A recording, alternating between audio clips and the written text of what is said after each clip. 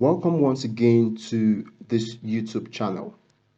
Want to appreciate all those who have been following all the videos on this channel and sharing with their friends. For those who need private tutoring, we'll be posting all the information you need to reach out to us. This is what we do in the masterclass, really. We try as much as possible to ensure that we're able to properly, teach learners how they can properly understand, interpret the question as much as possible. We dive deeper than just a past paper to ensure that at the end of the day, they're able to fully understand any question that is being administered to them.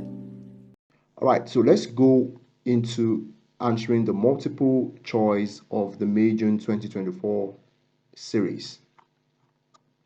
All right, so just like I did in my previous videos rather, I use what we call the elimination method because it makes it very fast to give answers and remove any wrong answers. So your level of accuracy definitely improves. All right, so let's use the method again to solve these questions. A gas is heated, all right, note this point, a gas is heated. The pressure is kept constant, so the pressure is constant in this case. So what statement describes the behavior of the particles in the gas? So the moment you heat the gas particles, you expect that the gas particles should move faster.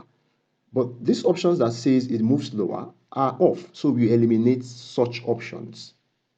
Now we are left with just two options. Now, the pressure is kept constant. Because the pressure is kept constant, the particles will move faster and become further apart. And that makes this the correct answer. I believe that is very easy to comprehend and apply in solving multiple choice questions. All right, so let's go to the next one. A mixture of ice and water is left to stand and the ice melts. Which will describe what happens as the ice is melting. So melting point of ice is 0 degree Celsius. Okay, so as the ice is melting, okay, we expect that the is moving from the solid state to the liquid state. All right, so since it is moving from the solid state to liquid state, remember that the particles of the solids are close together. All right, so their movement is restricted, but not as restricted as, but the level of restriction reduces as we move towards the liquid. So if you look at all of this options, you see that the average kinetic energy of the particles decreases is wrong, because as you're moving from the solid to the liquid, the average kinetic particles of the whatever state it is should increase, not decrease. So that means option A is off. And also we look at another option, option C is equally off. Okay, all right, now we go and look at the other options now. This one says the temperature increases, energy is used to overcome attractive forces. And the last option says it stays the same, energy is used to overcome attractive forces. So when we look at this, we see that as the ice is moving to the, we see that since no external temperature is applied to the process, so the temperature will stay the same while the energy used to overcome the attractive, while energy is used to overcome the attractive forces, because you're trying to break the forces here to make sure that these particles are free to move. So since we are looking at the mixture of ice and water and there is no external source of energy supplied to this, the temperature stays the same, and then energy is used to overcome attractive forces. All right, so we'll go to question 3. Hydrogen chloride gas with such molar mass is released. All right, and then we see that as it's released, it is released, the experiment, as the gas comes in contact with the universal indicator paper, it turns red after 38 seconds. So it takes 38 seconds for the hydrogen chloride gas to travel all through this apparatus to get to the universal paper and turn it red. So the experiment is repeated using sulfur dioxide gas with a higher molecular mass. All right, so what is the result for sulfur dioxide gas? Now, sulfur dioxide gas is an acidic gas. So because it is acidic in nature, it will behave just like hydrogen chloride. Okay, it's going to turn the universal indicator paper red as well. So let's look at our options. So we eliminate option A and B because since it's the sulfur dioxide gas and it is acidic, it will equally turn the universal litmus paper red. Now, but looking at the molar masses of hydrochloric acid gas and the sulfur dioxide gas, we see that the sulfur dioxide gas has a higher mass than that of the hydrogen chloride gas. And from your knowledge of diffusion, this will travel at a slower pace, okay, compared to hydrogen chloride gas. So the time it will take for sulfur dioxide to travel will be more than the time it will take for hydrogen chloride gas to travel. So if we look at the options we are left with, we see that this option D is the only option that has the time more than the time taken for hydrogen chloride gas. All right. So question 4, 4 statements about atoms are listed. Okay, now elimination as well. The center of an atom is positively charged. All right, that's correct. Okay, protons and electrons are located in the nucleus. This is off. All right, so everything that has 2 is off. So A is off, C is off. Okay, protons and electrons have the same mass. This is equally off. Protons and electrons do not have the same mass. So anything that has 3 is off, and we are just left with option B. And that helps us solve that question. All right, we go to question 5. The electronic configuration of 2 elements are given. All right, and we have the configuration. So remember that the outer electron is the group. All right, so the outer electron, the number of electrons in the outer shell is the group, and the number of shells are the periods. Okay, so let's count 1, 2, 3, 4. 4 shells were filled for element L, so it belongs to period 4. So it basically belongs to period 4, and then it has just 1 valence electron, so it belongs to group 1. Now we look at element M, period 3 belongs to period 3 because there are 3 shells, and then it belongs to group 4 because it has 4 valence electrons. All right, let me write this properly.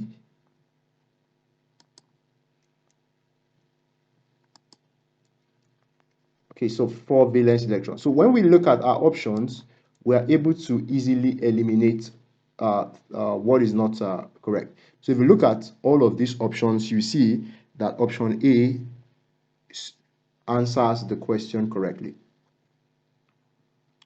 All right, question 6. Which statement explains why isotopes of the same element have the same chemical properties? So from your knowledge of isotopes, you know that isotopes have the same proton number but different mass numbers. So they have the same proton number, different mass numbers. So we could have the same number of protons, but their mass numbers or number of neutrons are different. So let's look at the first option. They have different numbers of protons in their nucleus. This is wrong because they should have the same number of protons. Now the next one says that they have different numbers of neutrons in their nucleus. Yes, they have different number of neutrons in their nucleus, but that doesn't affect the chemical properties. All right, so this is off. They have the same electronic configuration. Yes, they would have the same electronic configuration, which means they would have the same valence electrons in the outer shell, and that would affect the chemical properties. So option C is the correct answer to this. All right, option C is the correct answer to that. Okay, move to the next one. Question 7. Which statements about potassium chloride are correct? Now, potassium chloride is an ionic compound, so it's an ionic compound. All right, so from your knowledge of ionic compound, let's see, it conducts electricity when solid because its ions are free. Ionic compounds do not conduct electricity when they are solid. So option 1 is off. So we cancel this, we cancel this. All right, so we move forward. It has a high melting point because it has strong intermolecular forces. No, the high melting point nature of ionic compounds is due to the strong electrostatic attraction, not the intermolecular forces. So option 2 is equally off. So we simply eliminate this and we are left with one correct answer, which is this. So it makes it faster and you have higher accuracy. Question 8. How many electrons are shared in one molecule of nitrogen and in one molecule of ethene?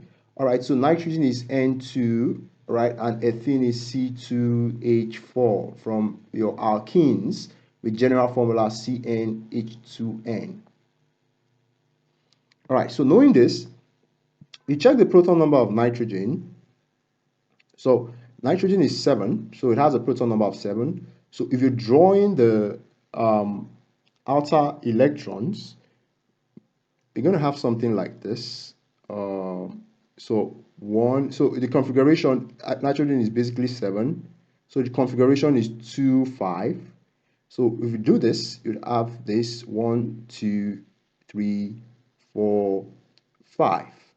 And then if you draw the other nitrogen, the same way, 1, 2, 3, 4, and 5. Okay, so if you see how many, if these two are to come together to form covalent bond, so they're going to be sharing 1, 2, 3, 4, 5, 6. So they're going to be sharing 6 electrons, and that makes option A and B off. That's for nitrogen. All right, so let's go to the ethene itself. So for ethene, we're looking at something like this, C and C.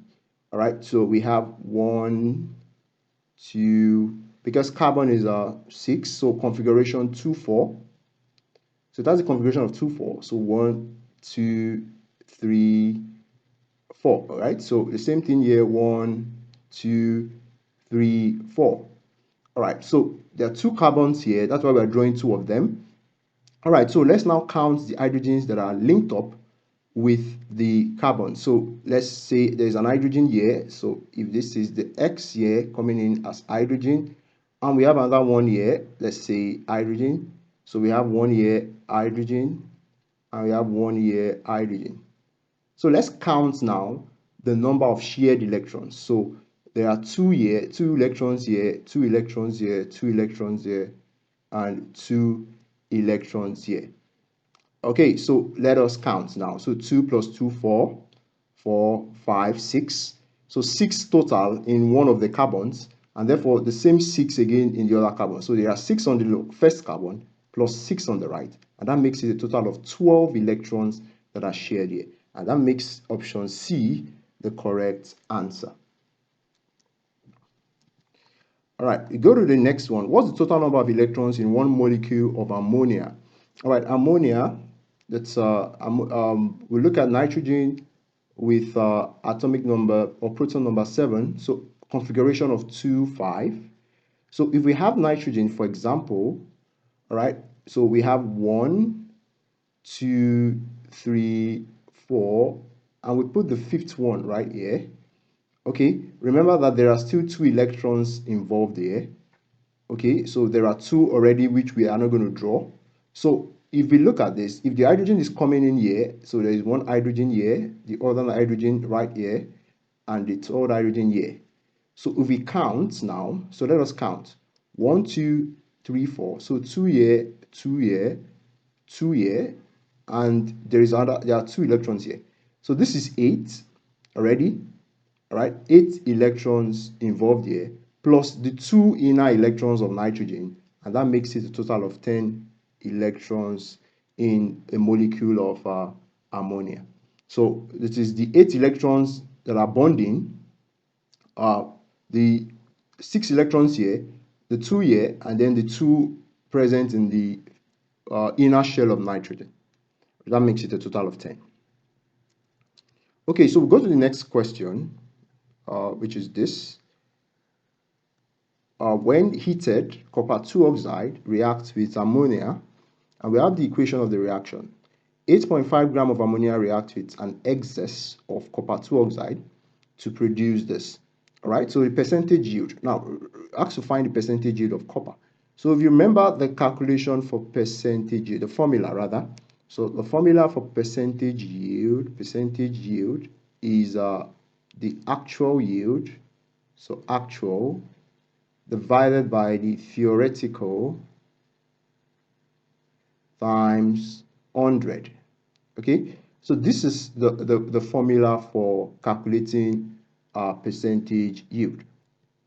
All right, now we're already given the actual yield of copper. So this is the actual yield of copper to be 26.4 gram of copper. So we already have the actual yield of copper in the question. So all we need to get is the theoretical yield, and then we use this formula. So to get the theoretical yield, all we need to do is to use the equation. All right, we're already told that copper 2 oxide is in excess, and that makes ammonia the limiting reactant. So this is the limiting reactant we would use to get the theoretical yield. All right, so the limiting reactant is ammonia, like we said. So we'll get the number of moles of ammonia first. So remember that number of moles, right? Number of moles is mass of ammonia, which is 8.5, divided by the molar mass of ammonia. So to get the molar mass of ammonia, just sum up the masses using the periodic table. So we have like 17. So it's 8.5 divided by 17. So I'm going to use the calculator now to see what will be the number of moles of ammonia. All right.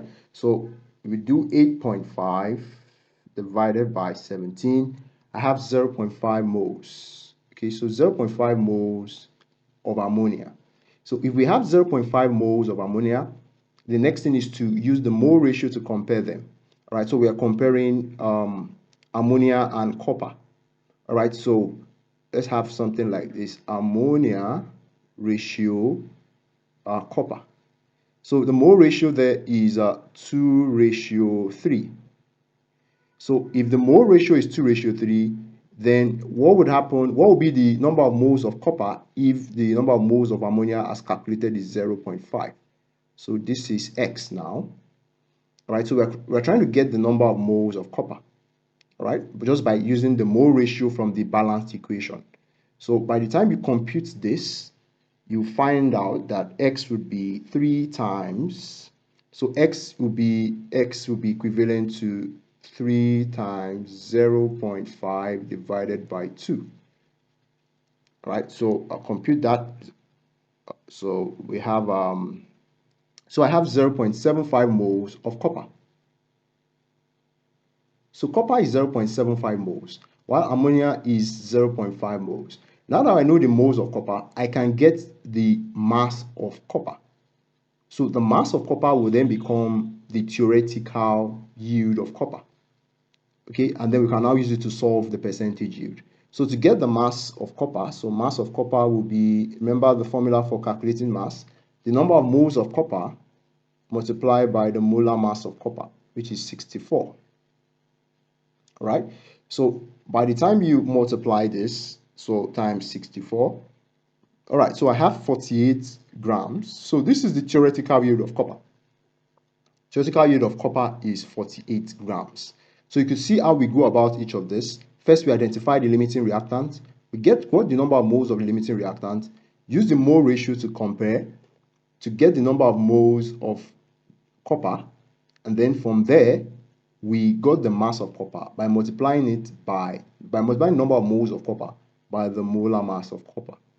Now that we have the molar mass of copper, the next thing is to go back to the formula to get the percentage yield. All right, so now we have our actual yield to be 26.4, which is already given. All right, and the theoretical yield is 48 from our calculation. So let's do the division. 26.4 divided by 48. So if we multiply that by 100, we're going to have 55% as the percentage yield of copper. So that is how to solve a question on percentage yield. All right, so let's go to next question. What is the empirical formula of ethanoic acid? All right, I think I have to erase this so that I could solve this. All right, so we want to get the empirical formula of ethanoic acid. First is you have to know the general formula of this homologous series. So the alkanoic acid is, or carboxylic acid is CnH2n plus 1 COOH. All right, so the first member is metanoic, all right, and it starts from n equals to 0. All right, so the second member is ethanoic, and it starts with n equals to 1. So if we do that, we're going to have C1H, so 2, 1 plus 1, COOH. All right, so it becomes CH3COOH. So this is the same as saying we have two carbons, so C2, and how many hydrogens? 3 plus 1 here, so 4 hydrogens, and then 2 oxygens, O2. So divide by 2 to get the simplest formula, so it becomes CH2O. So, and that leads us to option B as the answer to that. Okay, so we go to the next question. Now, this question, magnesium chloride contains magnesium ions and chloride ions. How many chloride ions are present in 2 moles of magnesium chloride? So we have 2 moles, that's 2 moles of MgCl2. If you split it into ions, it becomes 2 magnesium 2 plus 4 chloride ions. Yeah, that's just to balance it. Okay, so if you look at this now, there are 2 magnesiums and there are 4 chloride ions. So 4 chlorine atoms on the left. Then the charge is also balanced because this is 4 minus 4, that's 0. All right, so now that we know the number of chloride ions that are there, so all we just need to do is to multiply this. So to get the chloride ions present, so Cl ions will be equal to 4 times 6.02 times 10 raised to the power 23. So if we compute that, you have option C as the answer to that. Question 13. A metal object is electroplated with copper. One electrode is the metal object and the other electrode is copper. So the electrolyte is aqueous copper 2 sulfate, and we're asked to write the half ionic equation at the anode. Now at the anode, there is loss of electron, or we say oxidation. So oxidation is taking place at the anode. So look at these formulas, which of them represent loss? Okay, so A and B are off because A and B represent reduction. These are gaining. This is how we represent gaining of electrons. So we are left with just C and D. All right, now the next thing is both equations are correct for what is occurring at the anode. But the next thing is to look at what will happen to the electrolyte. Now the electrolyte is aqueous copper 2 sulfate, and one of the electrodes is copper. So what happens is that as copper is being lost from the electrolyte, it still returns back to the electrolyte. So the color will not fade, but the color will remain the same. So D is the answer to this. This is what we do in the masterclass, really. We try as much as possible to ensure that we're able to properly, right, teach learners how they can properly understand, interpret the question as much as possible. We dive deeper than just a past paper to ensure that at the end of the day, they're able to fully understand any question that is being administered to them. Which statement about electrolysis is correct? Okay, so looking at this now, it says chemical energy is converted to electrical energy. No. Electrons flow through the electrolytes. No. Ions flow through the electrolyte. Ionic compounds are broken down. True. Metals are formed at the positive electrode. No. Metals are positive, so there is no way they'll be formed at the positive electrode. They are rather formed at the negative electrode. Okay, so the reaction between hydrogen and oxygen releases this. So releases this, this tells us that the reaction, the change in enthalpy is exothermic because energy is being released. So it's minus 486 kilojoule per mole. All right, now the bond energy of the hydrogen-hydrogen bond is this, and that of the OH is this. So remember the formula of change in enthalpy is energy required to break minus energy required to form new bonds. All right, so breaking, let's calculate the EB to break. So EB is equivalent to, so if we want to break this, we are having 2 of it. So it's basically 2 times 436 plus, so we have to also break this, but this is unknown, and that's what we have to calculate. So plus O double bond O, all minus, so if we are to break OH, there are 4 OH in this water, 2 moles of water here. So there are 4 of it, so it becomes minus 4 times 464. All right, because if you expose that bond, it's something like this, OHH. So we are breaking 1, 2. So 2 of these in 1 molecule of water. So if there are 2 molecules of water, you're breaking about 4 of that. Okay, so let's compute this quickly. So, sorry, we have, okay, so we have, I've incorporated everything into one. So sorry, this is the change in enthalpy, no longer EB. I've incorporated everything. So this is basically change in enthalpy. It's no longer energy required to break. So the EB, so this is the EB, and this is the EF. All right. So we already told that this is minus 486. All right. So I'm going to have something like this, minus 486 will be equal to 2 times 436 plus O double bond O minus 4 times 464. So just by, putting this, making this the subject and arranging a lot of information, you're going to have C as the answer, right? So just completing this, because of we don't want to make this video too lengthy, right? Just by computing that is computing this, then subtracting and then moving it to the other side, you get the 498 kilojoule per mole. All right. Which reaction pathway diagram shows the reaction that will give out the most energy? All right, the one that should give out the most energy simply means the one that is most exothermic.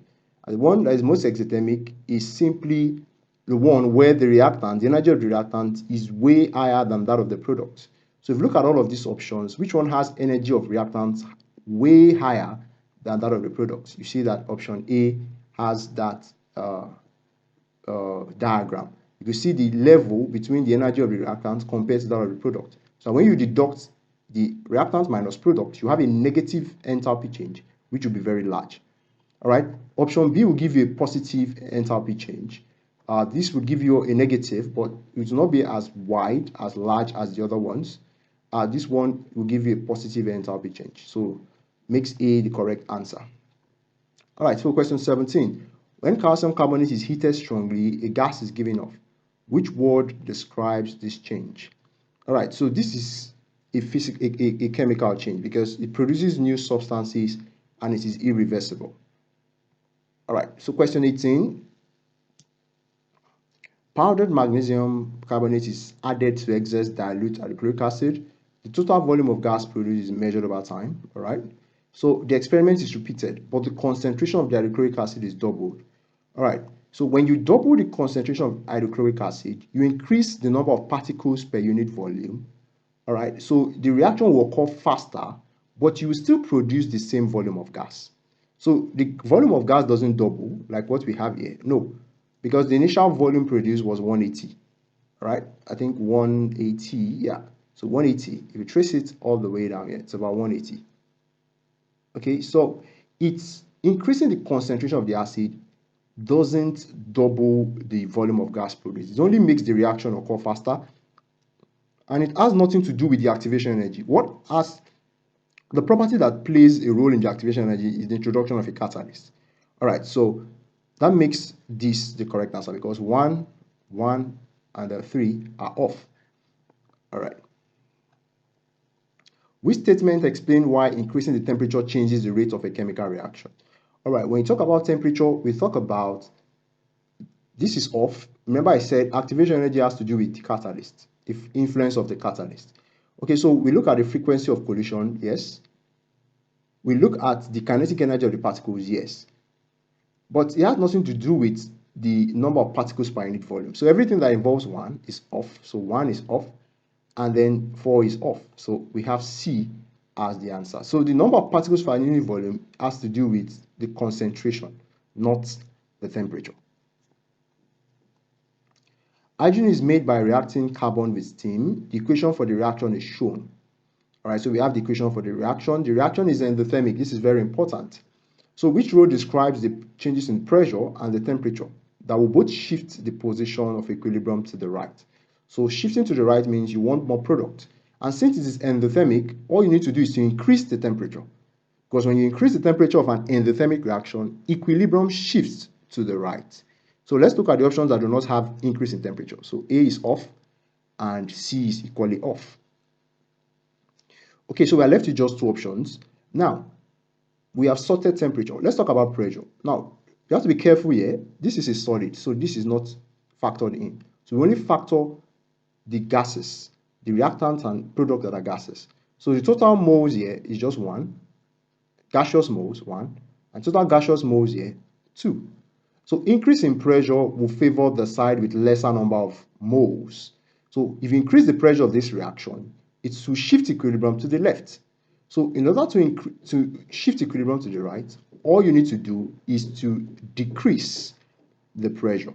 So option B will be the answer to this question. All right. Which rule shows the conditions used for the conversion of sulfur dioxide to sulfur trioxide in the contact process? Of course, you know that the temperature is 450, so everything that says otherwise is off. So the temperature is 450, similar to the temperature of the Haber process. All right, so the pressure is 2 atm and the catalyst is vanadium 5 oxide. So option B. This option is for the wrong pressure for Haber process, but the right catalyst for the Haber process. So that is quite easy. Question 22. All right, so for question 22, the equation for the reaction of magnesium with carbon dioxide is shown. Which statement about this reaction is correct? So we have to do with oxidation numbers here. So oxidation number of magnesium is 0, carbon here is +4, oxygen is -2, oxygen is -2, carbon is +4, magnesium here is +2 now, oxygen is still -2, and carbon is in uncombined state, so 0. Okay, so from here, you could easily look at which has been oxidized and which has been reduced. All right, so when we look at increase in oxidation number, that's oxidation. So magnesium moved from 0 to +2, so it has been oxidized. Carbon moved from +4 to 0, it has been reduced. So if you look at it, you see option A is the correct option there. Okay, because magnesium has been oxidized, it's moving from 0 to +2. That's an increase in the oxidation number. So magnesium moved from 0 to +2. That's an increase in oxidation number. This is oxidation. All right, and then carbon reduced from +4 to 0, which is reduction. So carbon dioxide has been reduced in that case. All right, we go to question 23. Okay, so for question 23, we have that chlorine displaces bromine from aqueous potassium bromide, and we have the ionic equation for the reaction. All right, so the same thing we did there. Chlorine is 0, bromide ion is -1, the chloride ion is -1, bromine is 0. Okay, so from here, you see that chlorine moved from 0 to -1. That is reduction. So chlorine has been reduced, and because it has been reduced, it is the oxidizing agent, OA. Okay, and then the bromide ion has been oxidized. Okay, so bromide ion has been oxidized because it's moving from -1 to 0, and because it has been oxidized, it is the reducing agent. So let's look at our options now. So we see what option rhymes with what we are saying. For A, it says bromide ion acts as the oxidizing agent. No. Option B, bromide ions are oxidized. Yes, and as electrons are lost. Okay, we come to that. Chlorine acts as a reducing agent, so this is off. This is off. Chlorine is not the reducing agent. Chlorine is the oxidizing agent. Chlorine is reduced as electrons are lost. When reduction occurs, gaining of electrons occur. So this is off, and this is the correct answer. I just did that to see how you could eliminate others. Which gas is produced when ammonium chloride is warmed with aqueous sodium hydroxide? Of course, you should know that ammonia is the gas produced. Which equation represents a solution of ethanoic acid in water? Now, ethanoic acid is a weak acid, so its dissociation is partial, or it doesn't completely dissociate. And therefore, you need to show, using the arrow, to show that it's a reversible reaction. First, option A and B are not ethanoic acid. This is not the formula for ethanoic acid. So option C is the correct answer because there is a reversible arrow to tell you that it's a weak acid, right? So that is how to go about this. Okay, so we have question 26. Four statements about the reactions of oxides with dilute hydrochloric acid and with aqueous sodium hydroxide are listed. All right, aluminium oxide is amphoteric in nature, so it can react with both dilute hydrochloric acid and aqueous sodium hydroxide. That's correct because of the amphoteric nature of aluminium oxide. So it's very correct. It's amphoteric in nature. Now, the second one, calcium oxide, is a basic oxide. So it reacts with both dilute hydrochloric acid and aqueous sodium hydroxide. No, because calcium is a basic oxide. It can't do that. Okay, it can't react with, it's a basic oxide. So you should rather react with acid and not with this. So this is off. So check your option 2 off, 2 off. All right, so we are left with just two options again. Copper 2 oxide reacts with dilute hydrochloric acid, but not with aqueous sodium hydroxide. Copper 2 oxide is equally a basic oxide, so it's also basic in nature, and it should react with acid and not with aqueous. So this is a good statement. So this is correct. This is correct. Sulfur dioxide does not react with either dilute hydrochloric acid or aqueous sodium hydroxide. No, sulfur dioxide is acidic, so it should react with a basic this thing. So we have 1 and 3 as the answer. So this is off as well. This is what we do in the masterclass, really. We try as much as possible to ensure that we're able to properly, right, teach learners how they can properly understand, interpret the question as much as possible. We dive deeper than just a past paper to ensure that at the end of the day, they're able to fully understand any question that is being administered to them. We're moving forward. Which statement about elements in period 3 of the periodic table is correct? Aluminium is a non-metal. No, aluminium is a metal. Okay, sulfur is a metal in group 6. No, sulfur is a non-metal. So you can see those are quite easy to eliminate. So we're left with B and C. Magnesium is in group 2, yes, and has 3 electrons in its outside electron shell. No, aluminium is in group 2, therefore it should have 2 electrons in its outer shell. So this is off, and this should be the correct one. Okay, because argon is in group 8 and has 8 electrons in its outer electron shell. On question 28, which row describes the structure of group 7 elements and the trend in their reactivity? So group 7 elements are diatomic. Okay, they are diatomic in nature, and their reactivity decreases as we go down the group. That's what makes fluorine the most reactive in that group.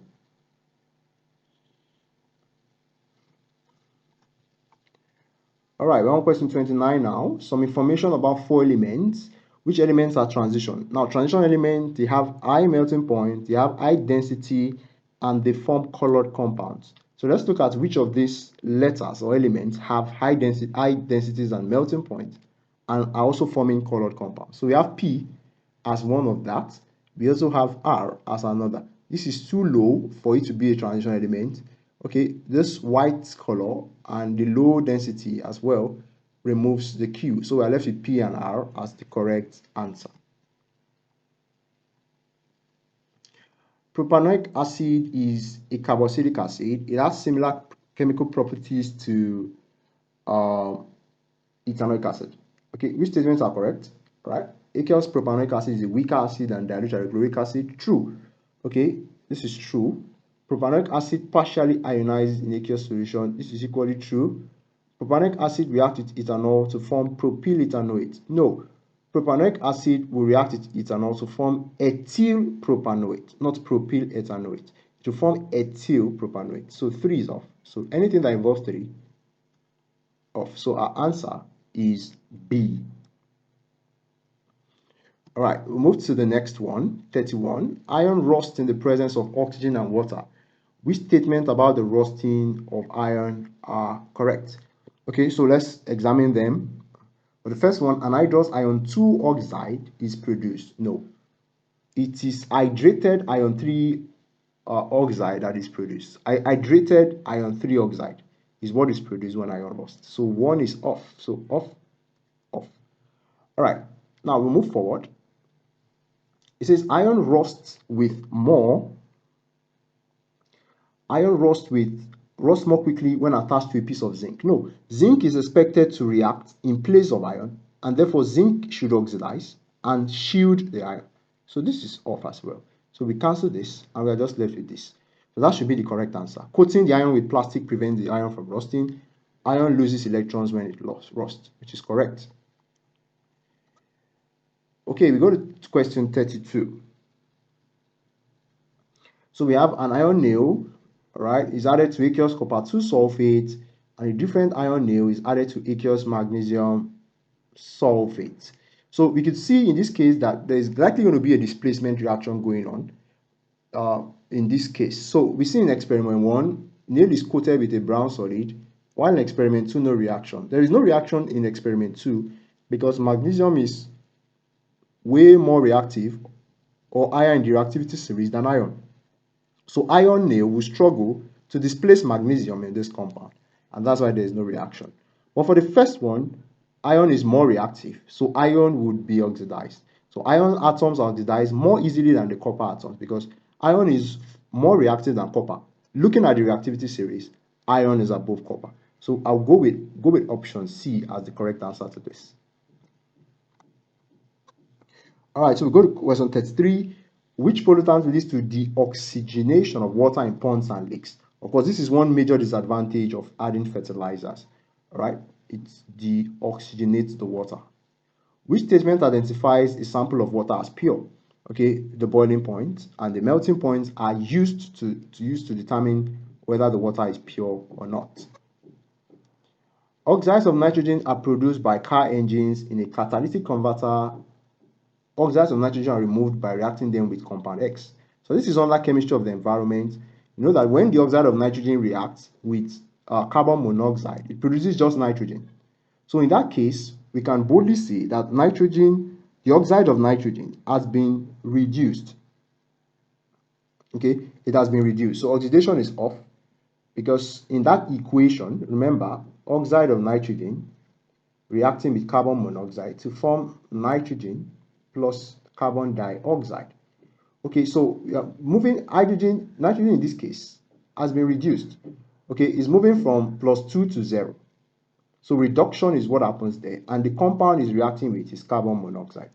This is under chemistry of the environment, how the equation for the catalytic converter. What is a disadvantage of producing ethanol using catalytic addition of steam to ethane? Of course, these are not the disadvantages. Disadvantage is that the ethane that you are using is not renewable. So it's expensive because you have to get the raw material, which is ethane, which is a non-renewable resource. Which statement about the polymer PET is correct? PET is a condensation polymer. So this is off. It's not a polyamide and it's not made from amino acids. So it can be broken down into its monomers and repolymerized. So that is one correct thing about PET. The formula of 5 compounds are listed. All right, which compounds are the same homologous series? All right, so we look at this. This is an alkane, CnH2n plus 2. So that's how we form that formula. For the second one, this is an alcohol, and alcohol. So they'll have CnH2n plus 1 OH. So if you put in this formula, you get all those formulas. Why this is a carboxylic acid. So in this case, I think you see that 2, 3, and 5 are from the same homologous series because they are generated from the same formula. Propane reacts with chlorine. Which statements about this reaction are correct? Okay, ultraviolet light is used to provide the activation energy. This is correct. Propane does not undergo addition, so 2 is off. So 2 off, 2 off. One of the products is this. No, this is an ethane molecule now. This is like chloroethane. Okay, this is not propane. So 3 is equally off. So we have this and we are left with just B as the correct answer. And the last question, which statement about chromatography is correct? Okay, so the first one says it's not possible for two different substances to have the same RM value. That's wrong. It's possible. It's only possible to use chromatography on substances which have a color. No. For substances that do not have a color, we can use a locating agent. Okay, it is possible to use chromatography on colorless substances, yes, using a locating agent. This is correct. The RF value of a substance, distance traveled by the solvent, distance traveled by the substance. It should be in reverse. It should be distance traveled by the substance divided by distance traveled by the solvent. And that brings us to the end of the solutions to this paper. So I believe that we've given reasons to why certain answers are picked. Thank you for watching the video, and please subscribe and share with your friends. This is what we do in the masterclass, really. We try as much as possible to ensure that we're able to properly, right, teach learners how they can properly understand, interpret the question as much as possible. We dive deeper than just a past paper to ensure that at the end of the day, they're able to fully understand any question that is being administered to them.